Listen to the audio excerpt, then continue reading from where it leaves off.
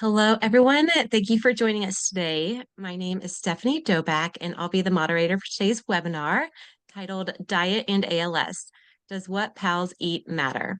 I'm excited to introduce our speaker, Dr. Ik Lee.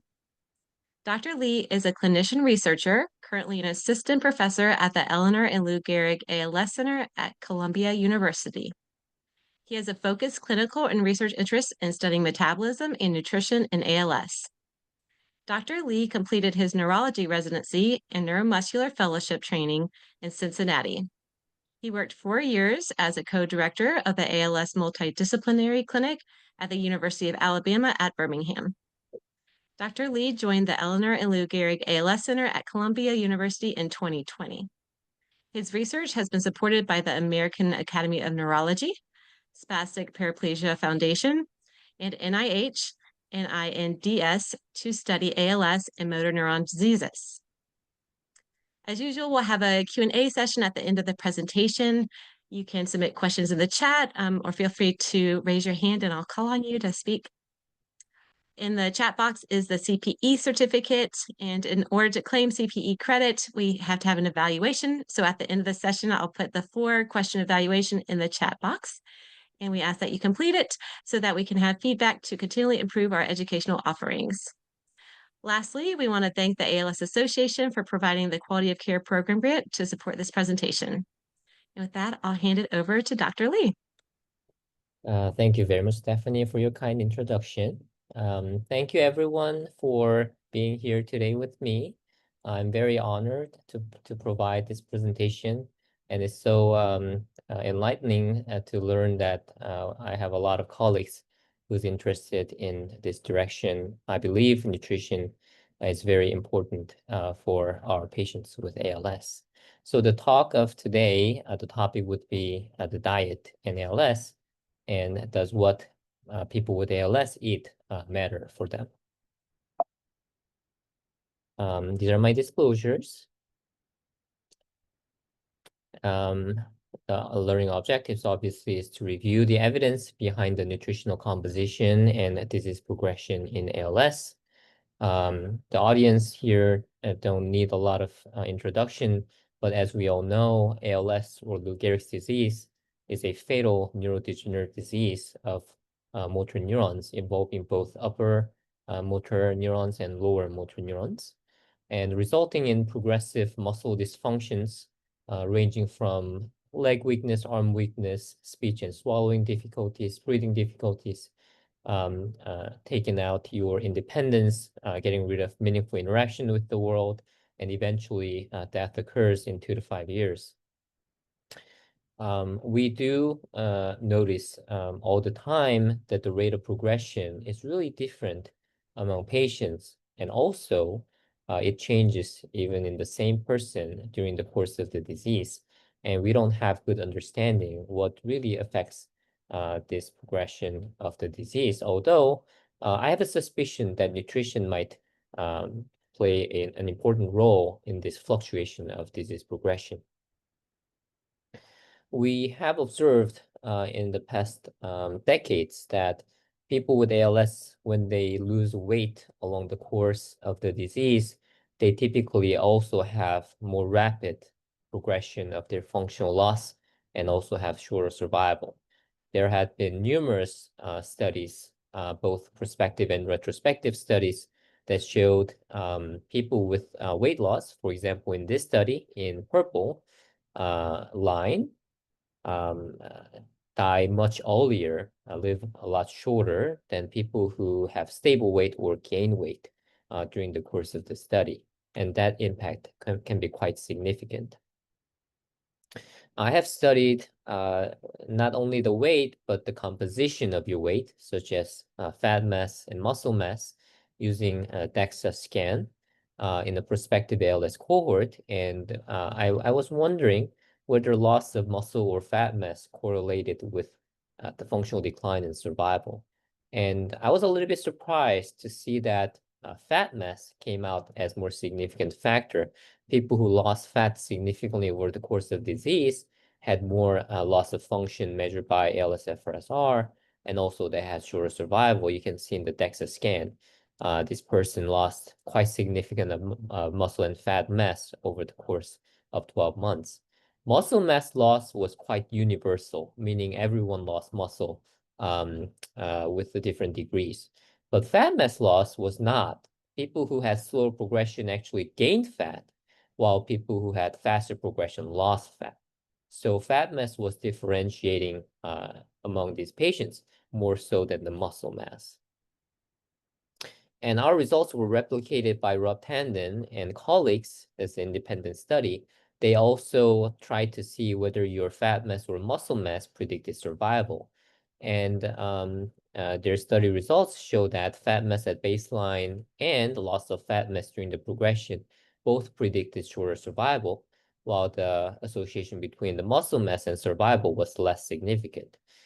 People with bulbar onset patients who had trouble with swallowing obviously had lower fat mass as well. This is another study from South Korea where the researchers examined your abdominal fat mass by using the CT scan. And in the figure A and B, you can see that what's colored as green is abdominal visceral fat. A patient has a minimal amount of fat, while B has abundant visceral fat. And patient A died a couple months after the scan, while patient B lived several more years after the scan. You can see in the survival graph that people had abundant visceral fat had much slower, much longer survival compared to those with very small amount of fat in their abdomen. So all of these observational studies point toward the close relationship between your body composition, your fat, your nutritional status, and the disease progression in ALS. And it's and no wonder we have a lot of trials conducted in the past, try to provide more nutrition and alter the course of disease. And here I summarized major clinical trials conducted in the past couple of decades, providing macronutrients in the top and also some micronutrients trials in the bottom. And today I'm going to go over those trials and try to provide what kind of evidence we have at this time so we can counsel our patients.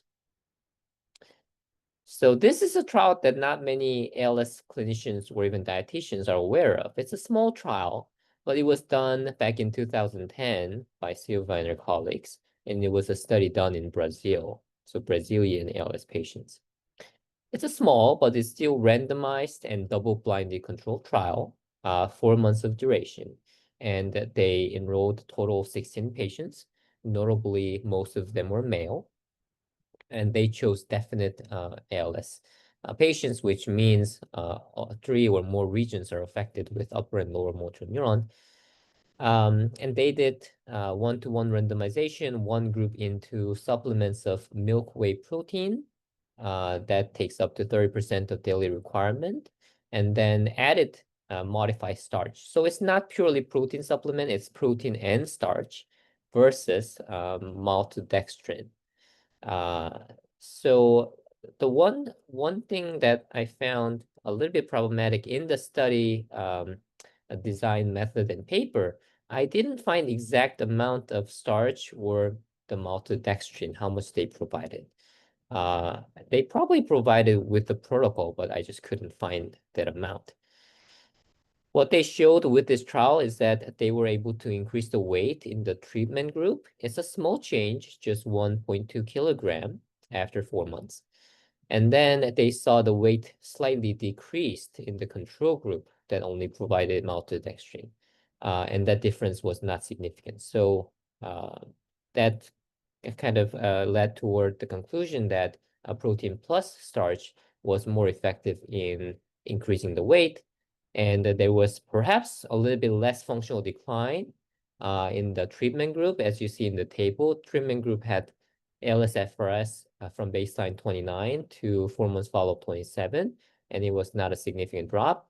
While the control group, the drop was 3.4 points, and it was a significant drop. So they argued that protein plus starch may have provided more benefit. This study does have significant limitations. I have a little bit of concern in the quality of the trial. there weren't clear description of baseline characteristics. They were not adjusted, these results, for the baseline differences, for example, age or sex or BMI. And also, it wasn't clear to me how they provided this starch and dextrin, whether that's in same amount across all participants. And apparently in the results, they described that these supplements affected their usual diet too. So that's that component as well. Now, this is a little bit more trial that's familiar to us. It's a hypercaloric enteral nutrition trial by Anne-Marie Wills and her colleagues, done in 2015 across many sites in the United States.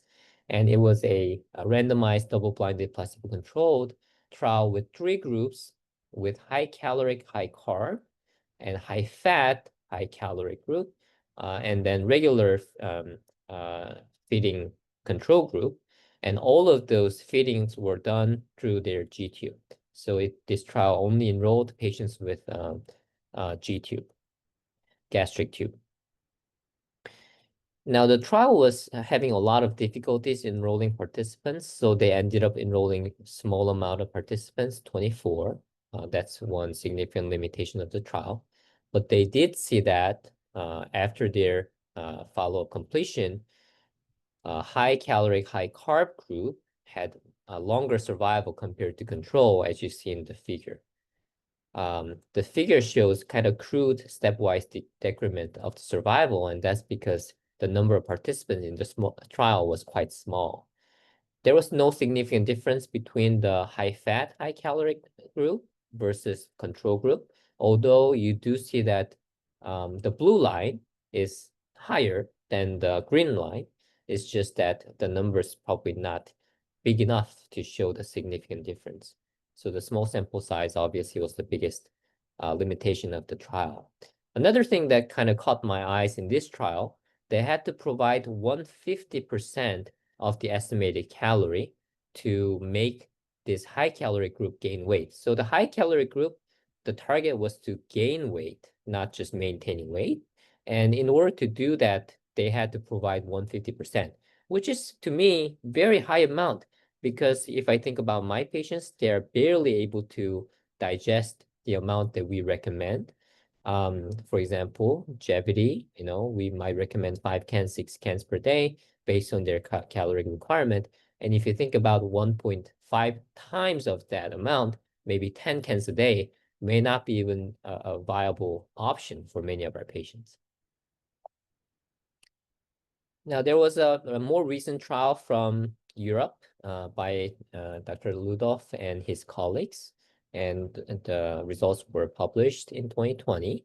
They randomized ALS patients into 1-to-1 high caloric fatty diet, and that group received high fat supplement, that's 405 kilocalories.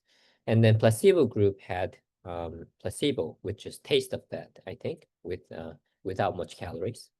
And then they wanted to see if there's any difference in functional decline and survival among these two groups. Now, to our disappointment, the overall primary aim of the survival difference, there was no significant difference between the high caloric fatty diet group versus placebo group. So the survival wasn't significantly different. Now, this figure is showing a subgroup analysis and also post hoc analysis. So this wasn't their primary aim. But when they looked at this subgroup of fast progressing ALS patients, they did see slight difference in survival that's positive toward high caloric fatty diet. So they lived a little longer compared to placebo group. However, in the slow progressing group, they didn't see any difference. Overall, there was no significant difference in terms of functional decline, and both groups lost weight over the course of disease. So I think this trial tells us that high caloric fatty supplement is probably safe. It might help you live a little longer if you're a fast progressing group, but it's a little bit difficult to conclude that it's universally helpful in everyone. And perhaps I'm thinking maybe the fat supplement might not be very efficient in a way. There's another trial from similar group. This one, first author was Dorst, and his colleagues randomized ALS patients into 4 groups, 64 patients, so not a lot, divided into 4 groups. High fat received 405 calories of fat predominant supplement. Ultra high fat is 810 kilocalories. That's a lot of calories. Now, ultra high carb received 900 kilocalories of carb, and then control with placebo solution. And they wanted to see which kind of supplements are best tolerated and which supplements help you gain weight. And in that study, they showed that all the supplements were well tolerated, although they did see side effects, including difficulty with digesting. And they saw GI side effects with a fat group, especially ultra high fat group. They saw loss of appetite with high carb group. That's unexpected because if you eat carbs, you might lose appetite because you ate them already. And they did see that all the supplements were suitable for weight gain in that short period of time, for weeks. So this trial was not really intended to see any benefit in functional decline or survival, but it's more of safety, tolerability, and prelim evidence for weight gain. So you can see that they're targeting for weight gain. Now, this one is probably you haven't heard of. It's a trial done in China. And when I read it, I was interested, but I also had some concerns about the trial. They had 40 patients with G-tube, so similar to the Wills trial, and they observed for 6 months after providing Ensure Complete twice daily as their main nutrition versus control. And there's really no good description of control group. So they say that there's a usual nutrition they get with the tube at home, but not necessarily describing what they get. It might be kind of a blended food that sometimes people get through the tube, like food kind of grinded and mixed with fluid, kind of semi-fluid tube that pushed through the tube. And the Ensure group in this study had longer survival compared to control group. You can see there's a difference in survival curve. However, you can see that the number enrolled in this study is quite small. There's quite uncertainty what kind of nutrition the control group received. And the study methods in many sections were not very clear in the paper. So I'm not completely convinced that this was done in a rigorous way, but another kind of piece of evidence that providing nutrition consistently might help you with living longer with ALS. So through these trials that I explained, I think we have learned that nutritional interventions are typically well tolerated and also might improve survival outcomes in ALS. Now, the disappointing part is that none of the trials really gave us conclusive evidence that if we modify nutrition in one way or the other, we can definitely improve the outcome of our patients. I think that piece of information is still not solid. Also, for broad ALS population, can we provide certain nutrition to improve the outcome? That's also not very clear. And also, there had been some thoughts and considerations about different macronutrients. For example, you saw that the initial trial wanted to try protein plus carb. The Emery-Wills trial showed, carbohydrates versus fat. There might be some difference. The later European trial tried the fat as a supplement and then compared carb versus fat. But really, we still don't have clear understanding of which macronutrient should be in focus and what's more effective. We also haven't really thought about different quality of that macronutrient. For example, we know that not all fats created equal, not all carbs created equal. And how do we differentiate among different subtypes of those carbs or fat or even protein? That's another difficult question.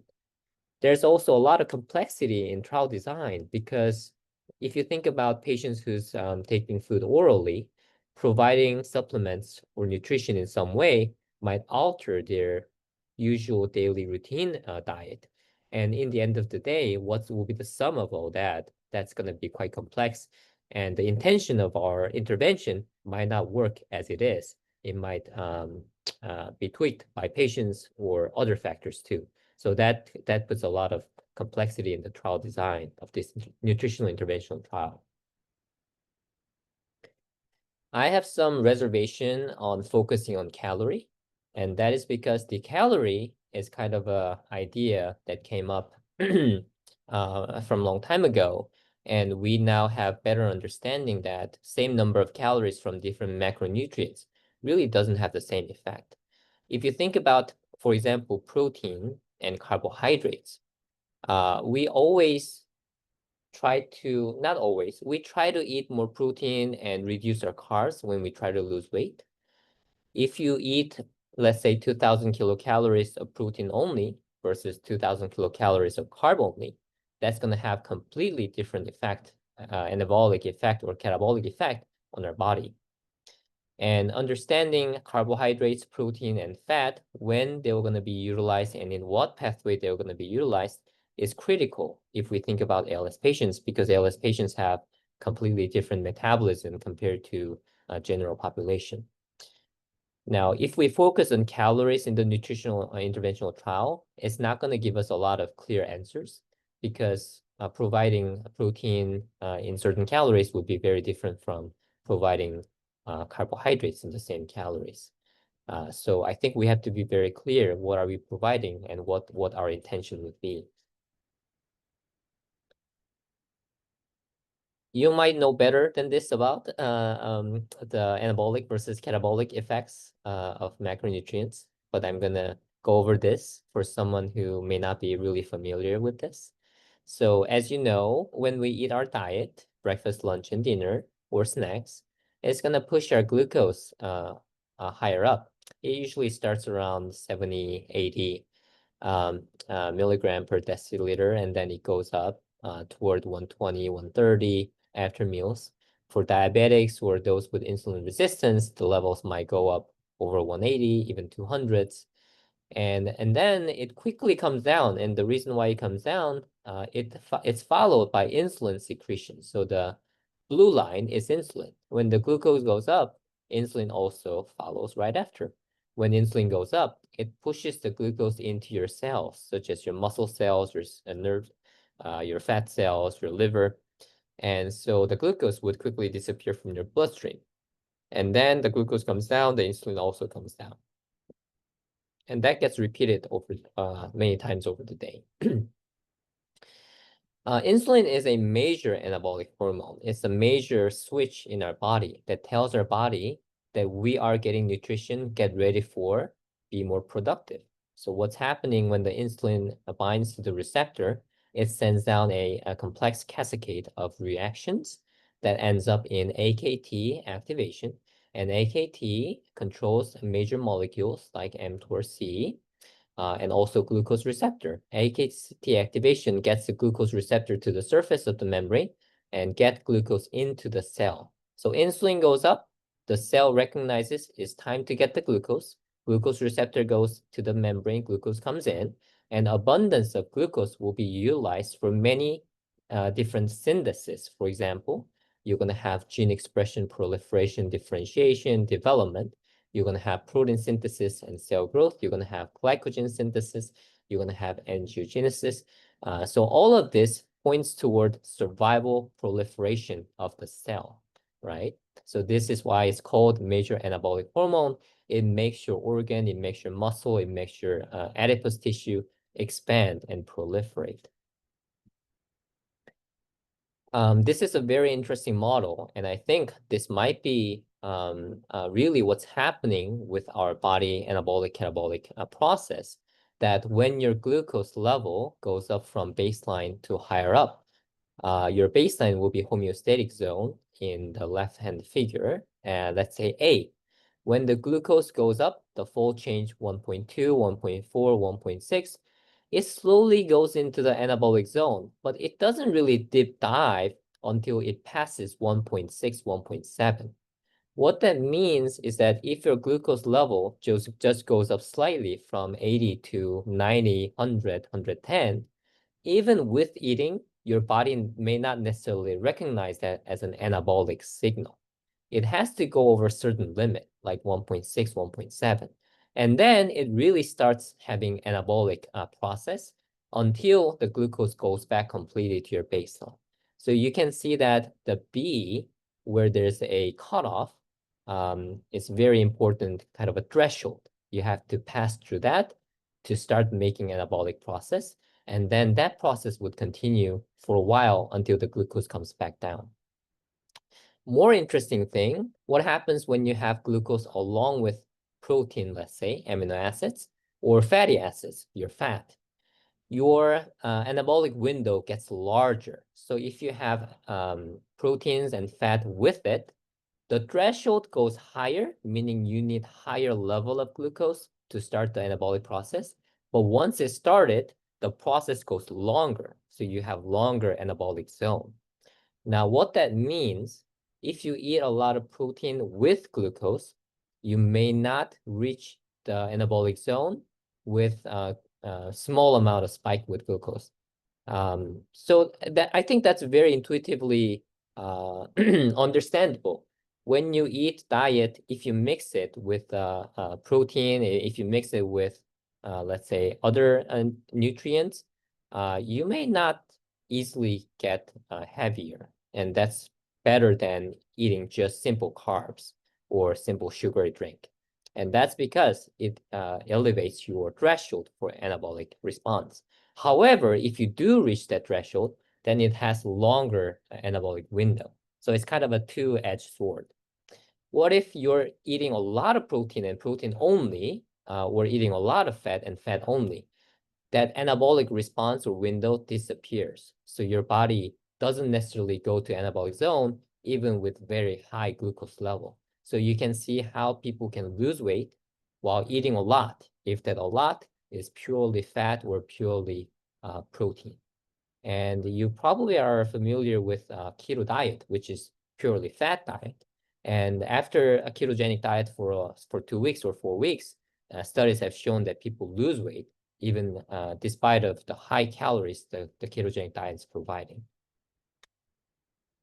So based on this understanding, we looked at different macronutrients in our ALS patients and how their dietary pattern affects the disease progression.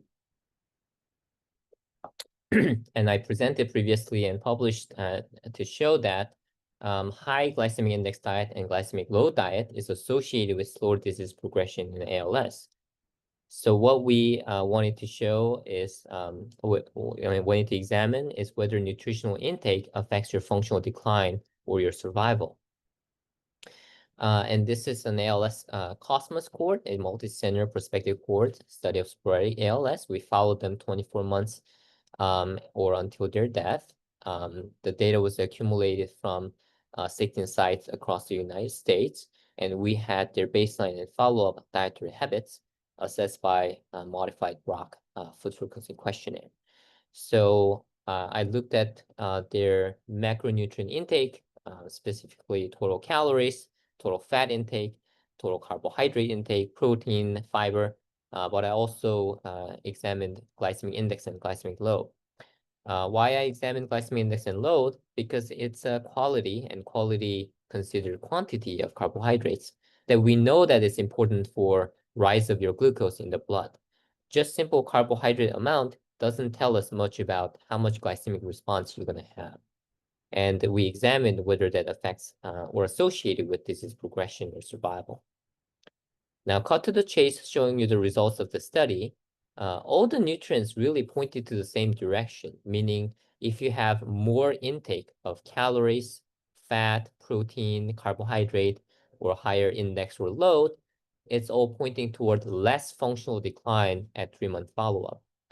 Minus number indicates it's a negative association. Higher the intake, the less functional decline. But you can see that the significance of association is only significant with glycemic index and load. Total calories is pointing to that direction, trending, but not quite significant. And glycemic index and load stayed significant even after controlling for all the other covariates, such as baseline BMI, bulbar onset, or baseline ALS-FRSR score, age, sex, and so on. So we think it's a true signal there, as I show you here. The effect remained significant for glycemic index and load, while for the other nutrients, the association became non-significant. And then we also looked at the quartile variables to see if there's a dose-response relationship. Is the relationship linear? Is more the better? So it's interesting. There's for glycemic index, for example, it's not clearly dose responsive. You can see that the best results with quartile 3. So quartile 3 had 2 points less decline compared to quartile 1 at 3 months. So easily this means quartile 1 progressed twice faster than quartile 3. The Q4 had slightly lower benefit than the quartile 3. So perhaps there's a little bit of, middle ground that might be better than both ends, too high or too low. Glycemic load-wise, the quantity-wise, higher the better. Quartile 4, Q4 was the best group, had the least decline compared to the other groups. So this tells me that perhaps we should aim for mid to high glycemic index and high glycemic load. And most of our regular carbohydrates or grain are in this area. For example, your rice, your bread, mac and cheese, potatoes, their glycemic index is not super high. They're somewhere in 50, 60, 70, which is mid-high. And I think those might be the best candidate for nutritional benefits. When we looked at the survival of these groups, people with the first quartile who had the lowest glycemic index, basically eating more vegetables, non-grain, proteins, fat, they had the shortest survival. And the difference was quite significant compared to the other groups, close to a year shorter survival. And that's stayed quite significant even after adjustment with other variables.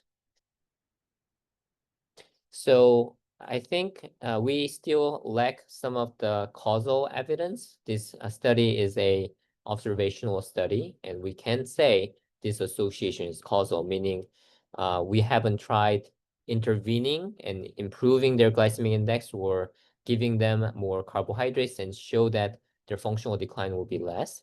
That will be more experimental clinical trial that we need to confidently demonstrate the causal effect.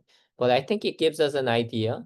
In the previous trials, we already saw that carbohydrate might be an effective macronutrient to improve outcome.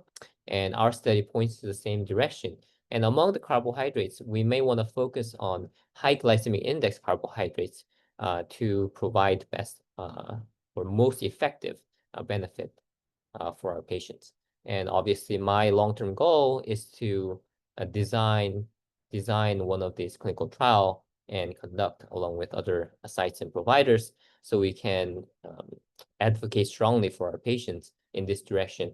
I personally try to provide this kind of counseling to my ALS patients. Now I did notice that some people take it well, but some people don't like it. And that's because I think we have a very strong mindset that we lived our whole life thinking gaining weight is a bad thing. Gaining fat is also a bad thing. And eating a lot of carbs point to that direction, which is a bad thing. And it's hard to change their mindset with ALS disease. They're in the worst shape of their life, and I'm telling them to eat more carbs to get fat. It's kind of a difficult idea to swallow. So I think we really need a strong evidence to change people's behavior. Otherwise, we can tell them, but they will not follow. Any questions so far on the macronutrient side?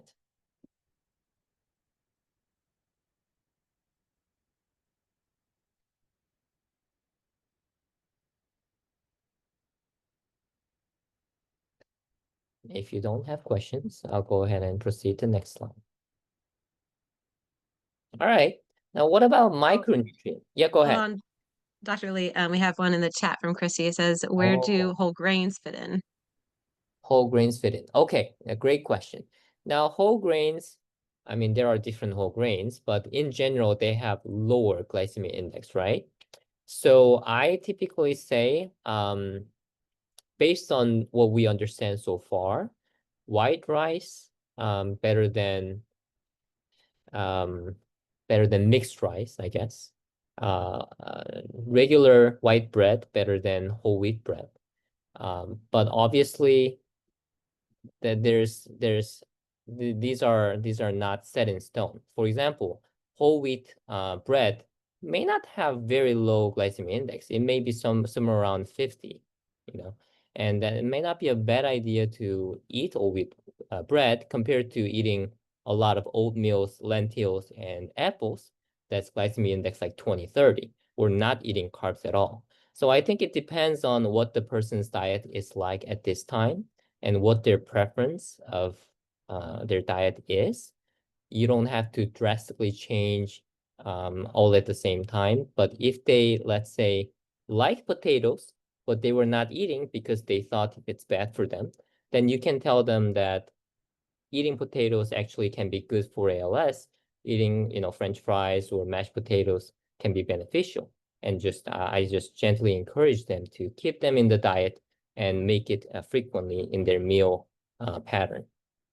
So I wouldn't say whole wheat is or whole grain is just bad universally, but you might want to look at the whole picture in their diet.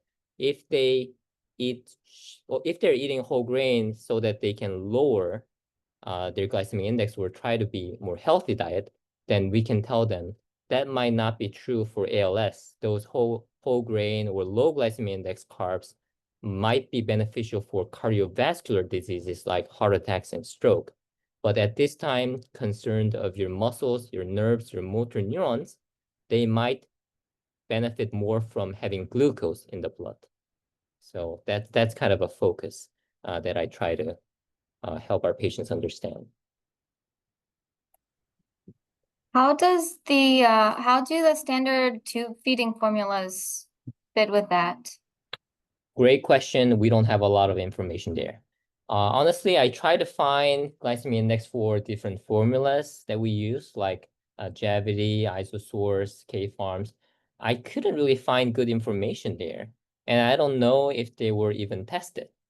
That's something I might be interested in, testing in the future, and it may not be too difficult to test them. So it'll be a great project if we can do those together.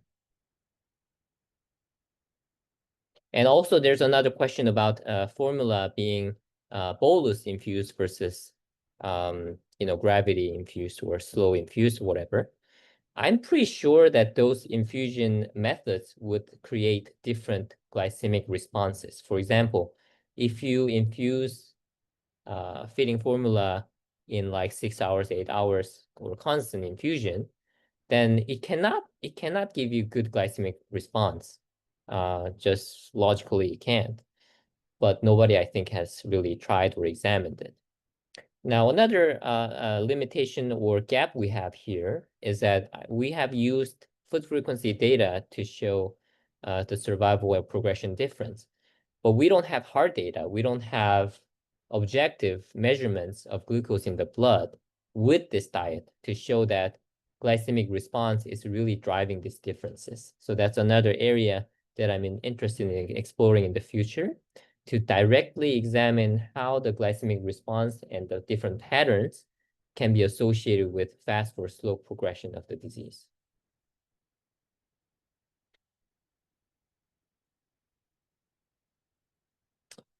Any other questions? All right. So I have a little bit less intense slides with the micronutrients. Some of you might be aware, our group also published on ALS Cosmos study back in 2016 with Jerry Neef. She's a nutritional epidemiologist.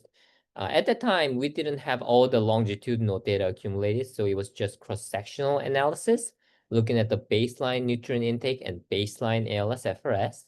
and try to identify any nutrients that's associated with function. So it's not about functional change, it's about function.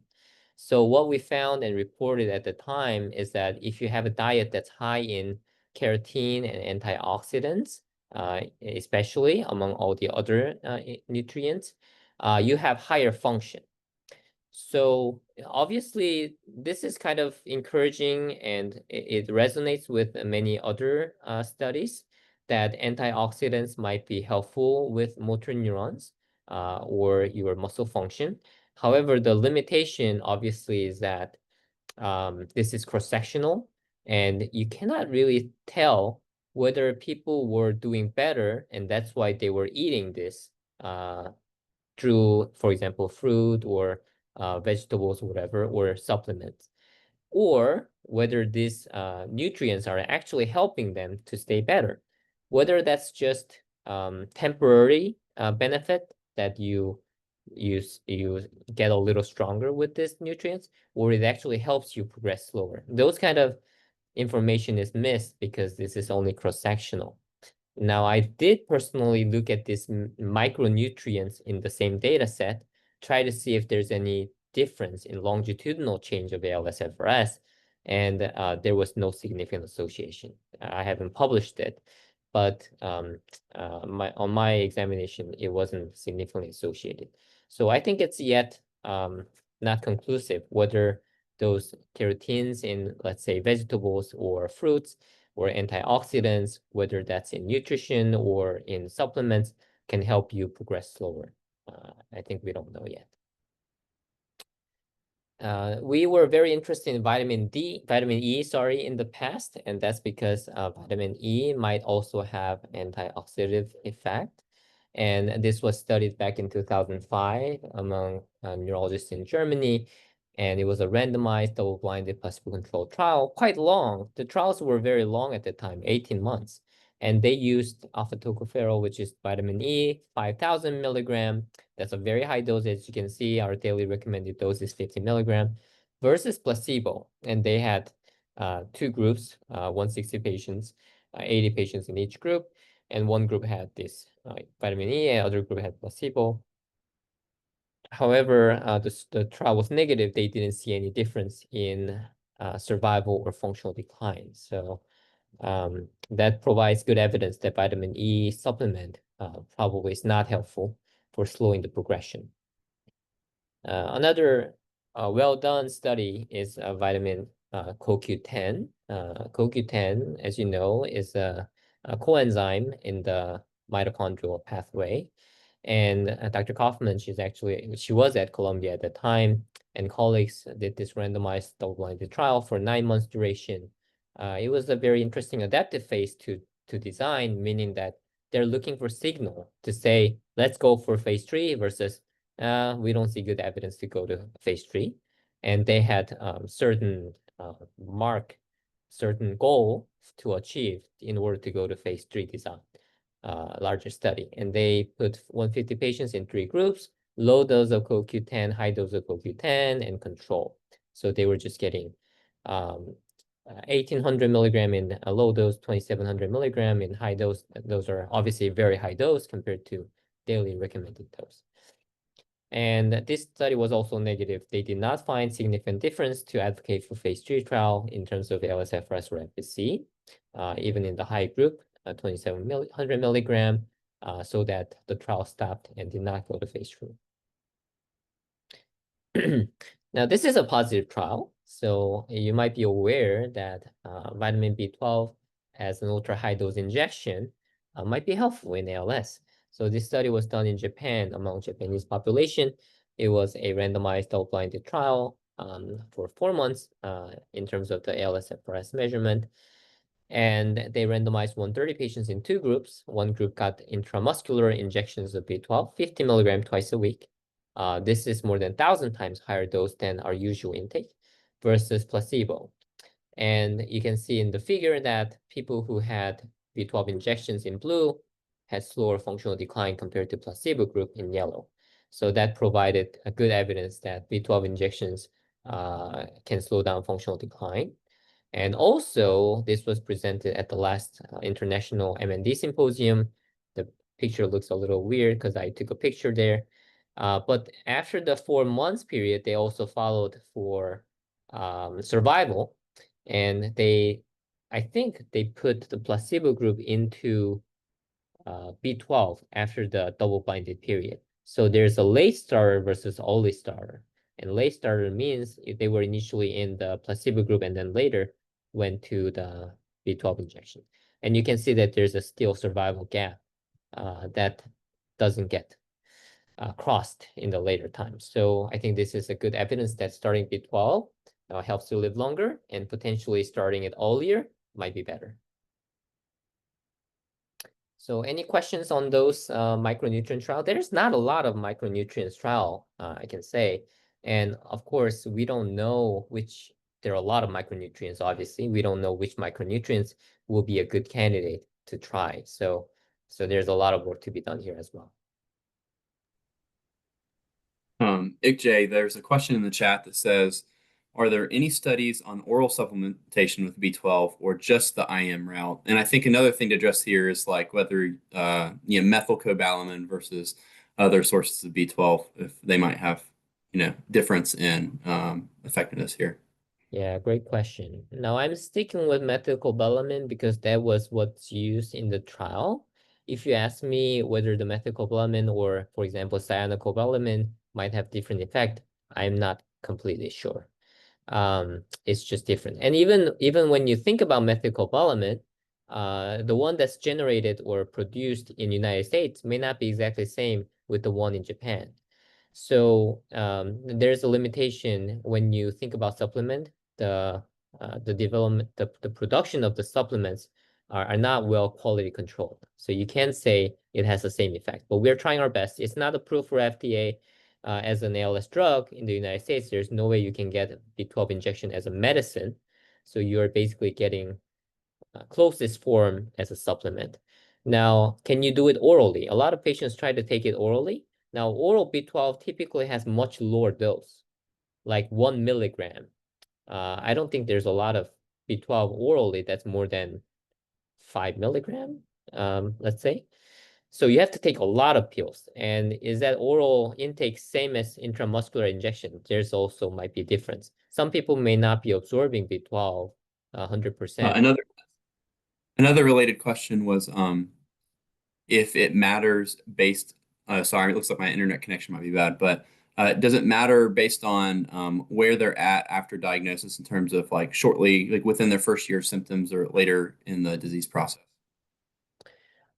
That's also a great question. As I said, the trial shows that better to do it early.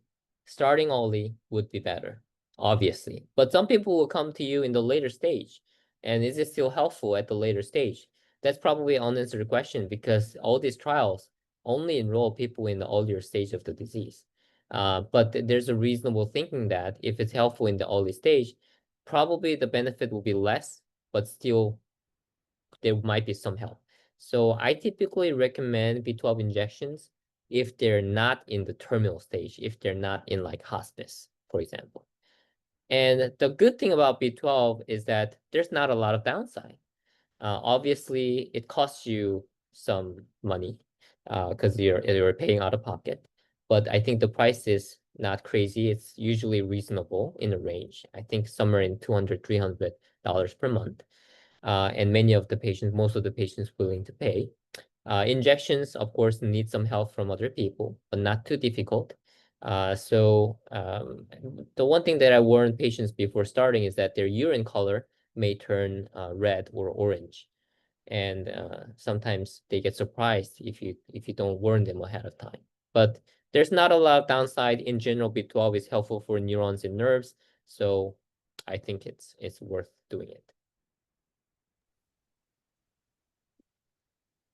AJ, along those lines, there's a question that asks, what B12 lab value do you look for post-injection? I know we personally aren't checking their labs afterwards unless they start with a low lab. What do you guys do? No, we don't check the labs. B12 lab doesn't give you the value after a certain limit, like 1,000 something. Oh, that's And true. even with just oral intake, your level would just go up over the limit. So this high dose, you would not be able to track like how much B12 you have in your blood because the lab usually doesn't show the high numbers. Yeah, So you're right. I don't follow with the lab. And there's another question. Are there supplements you came across that you tell patients to avoid? I get so many questions about turmeric, ashwagandha, etc. I don't think I don't have certain supplement that you should avoid per se. In general, not just ALS, but we warn patients not to take too much of B6. Vitamin B6, if you take in very high dose, it can cause nerve damage. It can cause neuropathy. But otherwise, supplements are supplements. As long as it's safe, as long as it's not breaking your bank, I'm okay with my patients taking it. We just need to be careful with liver function. For example, if you take too much at the same time, it sometimes elevates your liver enzymes. Thanks. Yeah, and we did have Dr. Bedlack talk with us last month about supplements, and he was basically saying if they have similar pathways or functions like antioxidants, is it really beneficial to have 5 different antioxidants? Probably not. So he kind of works from that slant. Yeah, yeah, sure. And I just recommend them to go on the alsuntangled.com. Exactly. Yeah, different, supplements have the review of possible pathomechanism that it might work on, or safety grade, or clinical trial results. So I let my patients make their own decisions. I think All we're right. all caught up on questions now. So Right. So just a couple of future directions. I mean, I think this field is still understudied and there's a lot of work we can do. For me personally, I'm very interested in this glucose metabolism and pathways to be more effective and helpful for ALS patients. So I'm putting my efforts into this mechanistic studies, and potentially I'd like to develop a trial so we can provide some kind of carbohydrate glucose focused supplements for our patients. You guys are aware that I'm interested in this GLP-1 drug because it gets rid of both glycemic index and glycemic load. So basically what this GLP-1 drug would do is lowering your GI and GL. GI is lower because it slows down your gastric emptying, the absorption gets slower. Anything you eat, even those sugar drink or potato chips, we're not going to raise your glucose up because it gets absorbed very slowly. And then it gets rid of your appetite, so your load will be decreased. So I feel like GLP-1 drug use and glycemic index load that's low in diet has a very similar pathway. So I'm kind of interested in exploring both directions, and eventually we'll need some kind of trial to show that nutrition can really change the outcome of the ALS patient. All right, that's all I have. I'm gonna stop my share here, and I'll take any remaining questions. I think we're about time here too.